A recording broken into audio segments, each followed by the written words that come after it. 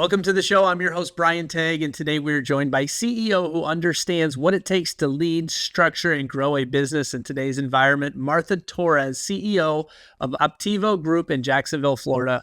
Martha brings a strategic mindset and a hands-on leadership style to her work, helping property owners with management and operations, using her strong systems while executing with clarity. Martha, it's so good to have you on the show, so let's jump in. Thank you, Brian, for inviting me. It's a pleasure to be with you in this space. Absolutely. So I wanted you on the show just because in your property management, you're a boss lady. Like, you've got it down. You have those systems and operations, but let's big picture before we back up to how you got here. Tell us just the big picture about your business, how many doors you manage, how big's your team, what areas you cover. Yeah, we are locally in Jacksonville, Florida. We currently manage about 2,300 doors locally. We are a small business in town. We offer full property management services, turnkey, leasing, eviction, compliances, everything that the owner needs. Our specialty is Class C properties, multifamily. Okay, so in layman's terms, for somebody listening, that's essentially anything from 2 doors up to hundreds of doors. Is that correct? Correct. Yes. Okay, got it. And then do you typically, I imagine, but not everybody who owns multifamily has or lives there in Jacksonville. I imagine you have a lot of owners that live out of area. How challenging is that with your business? And how does your customer service, which you're known for, help continue to retain those customers, but also grow the business? As you say, I have owners in India, Israel. I have owners everywhere. And the key here is the communication. We have weekly calls. If I'm very accessible to them, any question they have. But the most important thing is the transparency between our clients and the firm. And they have completely access to our software, and they can see every movement 24/7 from anywhere. That's our point of key here, the transparency with our clients. And is that, just out of curiosity, and I love that, because some property owners, and you can correct me if I'm wrong, they don't want to be communicated with. They don't want the updates. They just want, Martha, I'm hiring you guys because you're the pros in town. Just make it all happen. But other ones are like, I need to know every time you go to the property, anytime there's a complaint, anytime this and that. How do you differentiate and segregate what each client of yours, property owner, wants? How challenging is that side of it? I always ask that question in the beginning when they call me. Okay, what? And I'm start asking question to try to identify what type of client is. If it's the one who going to be in daily basis operation involved, or the one who only want their distribution at the end of the month and the report. It depends. I'm start talking with them, make a couple questions, and we offer always the weekly call for everybody because it's about transparency, and it depends on them. But we have the availability to put in schedule and have that call. I have call at 10 p.m. to who live in India, or maybe at 6 a.m. who is in Canada. Just depends. But I'm very accessible with that. That's great. So you cater to what they want, which is amazing. Yeah. And your software, I imagine, can provide them, whether it's text updates or those phone calls you offer, or emails, or just the dashboard and the systems internally. And you can cater all your systems, which you're known for, into the operations and adhere to them. That's amazing. Yeah. That's the difference between other property management. We are not in a box. I'm very flexible because everybody's different. Every necessity or every expectation is different. And if I put everybody in a box, I'm going to limit not only our performance, also the credibility with them. And then that's why we are very accessible, because we need the clients. The client needs us, but also the communication is the key. And majority of the property management doesn't have this type of communication directly with the property manager. Maybe have to be with the regional or other, but I'm very, very involved in the daily basis operation, and owners always text me or call me. I think this is the difference between many big company than us. Very much so. No, I love that. And it feels like that customer service is key, and people want to know that you're taking good care of their assets and the tenants and keeping them out of lawsuits and making sure that everything is above board as well. So in case there is the worst, that you're there to take care of them and get to know them and again, retain them. That's important. So let's back up. Martha, we can go back as far as you want in your life, but I'm always curious because you are a super savvy business owner and CEO. How did you get here?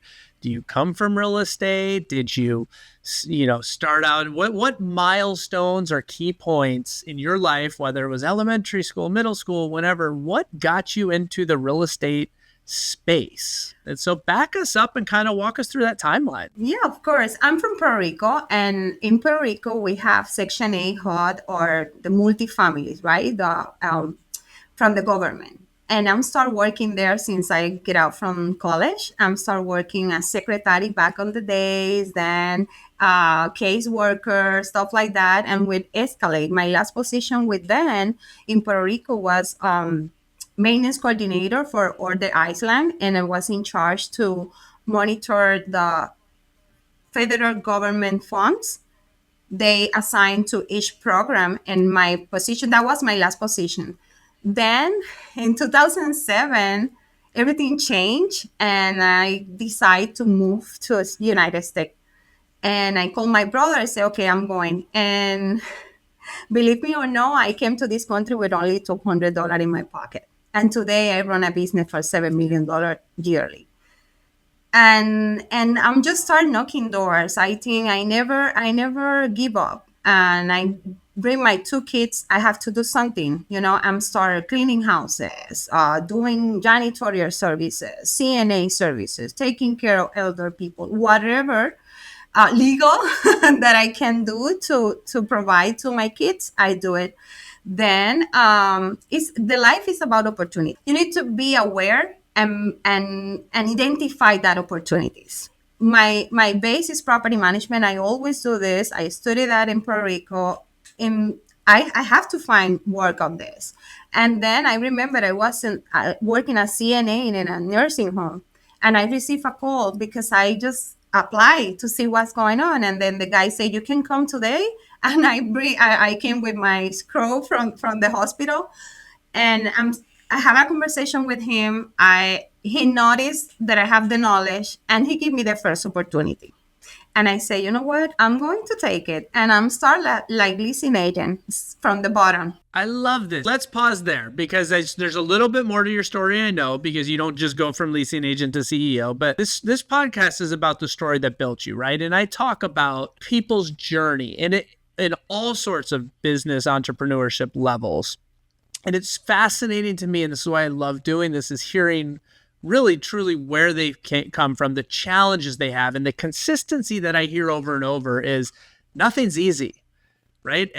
People out there are looking and they're envious and they're judging and they're looking, but the moral of this story is nothing was ever handed to anybody, at least that's been on my show. They've always had challenges. They've always adapted. They've always overcome. And you're another perfect example of that. And I want to highlight the fact that, yes, you had your job, but in 2007, you came to the U.S. with $200. I don't care where certain cities are more expensive than others and certain cities are more affordable, but it doesn't matter where you land. $200 in the United States is not a lot of money. Nothing. So for you to land here in the United States with $200 and not only just survive, but to succeed to where you're at today is absolutely amazing. And I love that. And I want people to know that if you're having a bad day and if you're struggling or if you have your challenges, remember Martha. Like, put yourself in her shoes and figure it out. Yeah, you have to figure it out. You kept using the word opportunity. So I'm going to focus on opportunity for a second. Because it is. Life is about opportunities. Sure, you had some experience in the HUD and with the housing and with secretary, and you've gained a lot of skills along the way. And that can't be looked past at all because that's a huge part of where you're at today. But let's talk about 1 or 2 or 3 opportunities. And it doesn't have to be real estate related. Like, can you pick out 1 or 2 or 3 opportunities that really were pivotal in to who you are today as a person? The first one, when I'm talking about my traveling here, I was working as janitorial in a company, right? Then this lady do CNA services during the night. And that night she came taking care of the guy. And she asked me, you can do it? And my first question was, how much is per hour? She said, $14. See, I take it. I was in $6.75 maybe, or not less than $10, 2007, less than $7 or $7 per hour. See, I take it. And I went there, I taking care of the guy, and at that moment I don't speak any English, and the guy was very, very American, and I'm very, very Puerto Rican, and I say, okay, how I'm going to do this? But I see the opportunity when she say, you can do it. I don't say no. I had a lot of excuse to don't take the job. First, the language. Second, the transportation. Many, many obstacles to take it. But I say, you know what? My vision is more bigger, and I have to take this opportunity. Thanks to that, I speak English today very well, because in some ways, so I had to communicate with him. Her daughter hired me, and that was my opportunity to learn English. When he passed, I said, okay, what I'm going to do now? Okay, I have the experience, year and a half working with older people. Let's take a class for CNA. That's another opportunity. And then I'm start like looking for that, moving forward, never be like too comfort where I at. And then I'm continuing until I take the opportunity with leasing agent. Maybe other person can say, leasing agent, I came from HUD, I came from the big position in maintenance coordinator in Puerto Rico. How I'm going to take janitorial, how I'm going to take leasing agent for less money. I take it, and was my opportunity to demonstrate my capability. Okay, say that again. Say that again. That was your opportunity to what? Because I want people to listen. To demonstrate my capability. Yeah, because if you have the opportunity, because sometimes we want to come to the company or to the place, no, I'm this, I know this, that, but I can say a lot of stuff. You have to demonstrate your capability, that you know what you're talking about, that you know the market. When somebody talk about CapEx or somebody talk about HUD or something like that, you need to know the language. And then I had that on my favor. I want to focus on that demonstrating capability, because that you and I both know as business owners and entrepreneurs, when we're interviewing people or talking to other potential employees, or just being in life, talking to people, so many people get hung up on the dollars and the cents of it. If you like the job, if you're capable with the job, don't lose the job over a couple dollars and cents. Because if you take that job and it's something you want and you can demonstrate those capabilities, and I don't want to share your story, but it's life in general, that person who hired you, they're not going to want to lose you. And another good way to lose you is by keeping you happy and keeping you well fed and paid. And that happened. That was exactly what happened.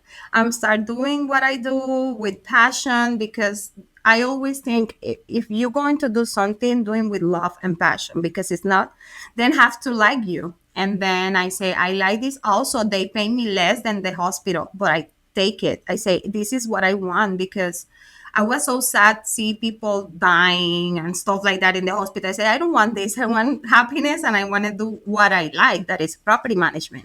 And I'm start like leasing agent, escalate, demonstrating my capability. My last position was 3 unit manager until COVID came. That was the big opportunity. COVID. Everything happened in that year. I lost my mom. Everything happened. Everything bad that can happen to somebody happened to me in 19. And one of the things was to lose my job. I said, oh my God, what I'm going to do now? And I, after cry for a little bit, I said, okay, I'm property manager. Somebody need me there. And then I'm start calling people, hey, how are you if you need somebody? And then one realtor called me and said, you know what? I'm going to refer to a friend who lost their property manager. He only have 30 units. You want it? Sure. Why not? And they are from 30 units to 2,300 today. That is amazing. And that's another challenge and obstacle that you encountered. You figured out how to pivot, adapt, and overcome it. And at the end of the day, looking back, that was the opportunity would propel you to that next level. And so you're at 2,300 doors today. You run an amazing business with great customer service and adaptability to the clients. Hearing your story, doing the math, every 5 years, let's just call it, give or take, there's big changes in your life. And I don't want to forecast any changes in your life, but as any good entrepreneur also has goals and plans. So where are you going? Where is Martha now going? We know where you've been. Where are you going with you and your life or your business to keep you loving it, excited, and challenging yourself? We are expanding now in the process. I'm in the process of expansion. We start offering other type of services like turnkey and maintenance on wheels.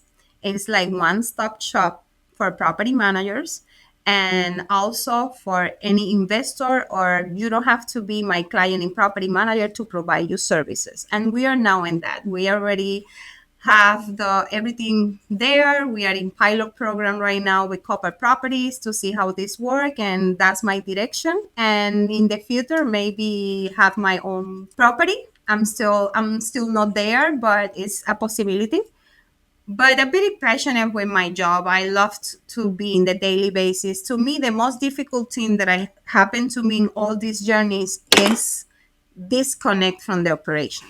That's the challenge. My biggest challenge right now is to disconnect myself for the daily basis for a certain time, because when you came from nothing and you start adding stuff, and also it's not the same be employee to be the employer. You have to create manuals, you have to be in compliances, you have to learn other stuff that I don't have knowledge, like insurance, liability, other stuff, and also the process as how you want your business run. And when I was by myself, everything good. But then when you start hiring people and you have to replicate yourself in 52, 53 employees, it's very challenging.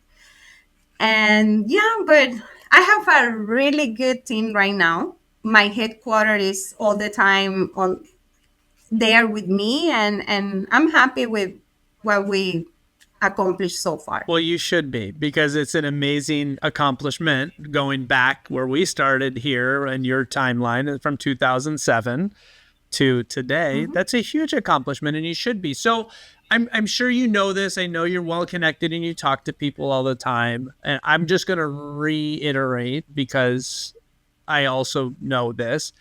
That is a huge challenge, for the record. This is not just you, Martha Torres.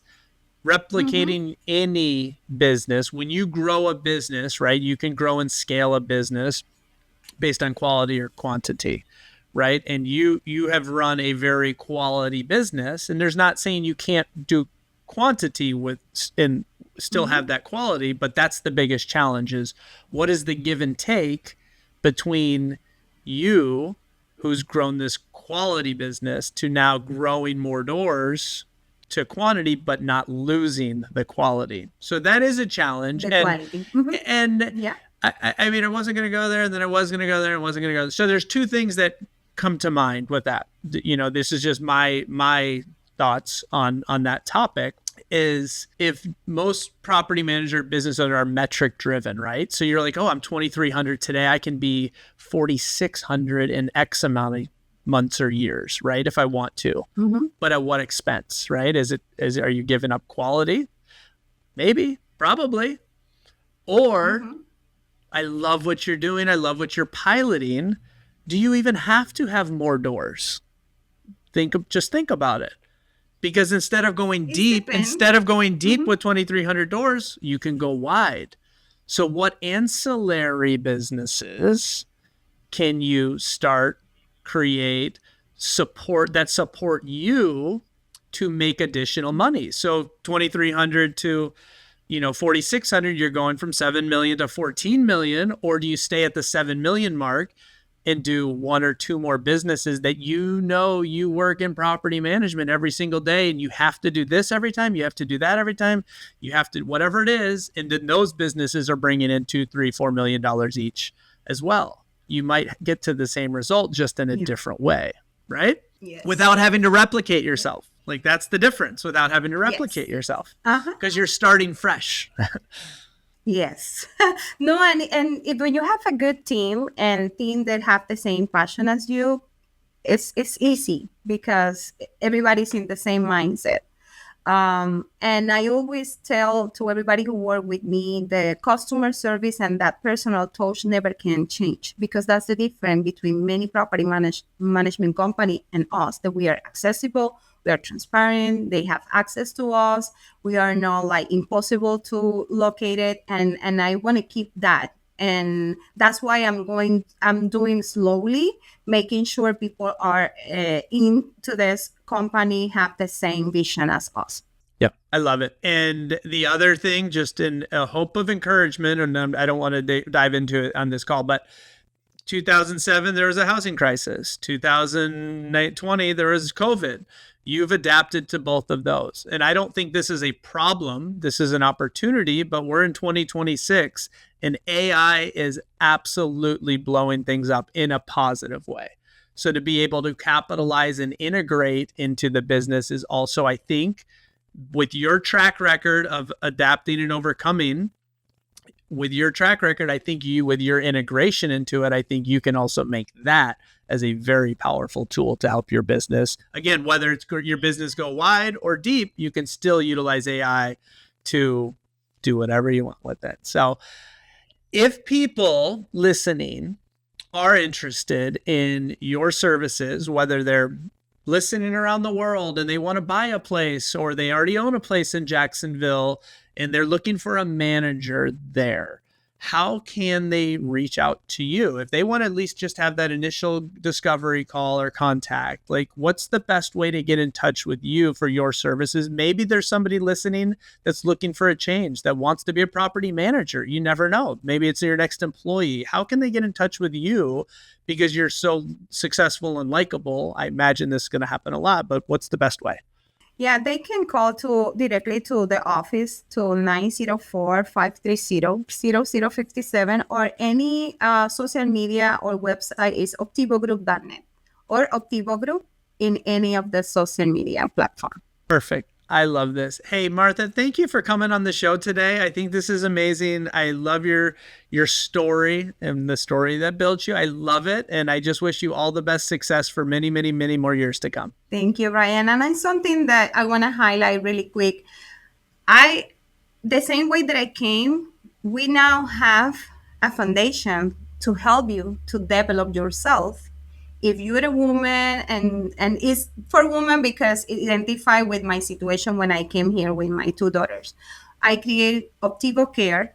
We give resources and opportunities to women and kids, and also we have a boutique, we have a food bank, we have a couple stuff that we have for the community, giving back to my community of Jacksonville. Wow, I love it. You are just a role model to many. And I think you're going to continue to just take off and continue to do amazing things for yourself, for your country, for Jacksonville, and your family. So your daughters are lucky. And I wish you all the best of luck with your business ventures. Thanks for coming on the show. Thank you. Bye-bye.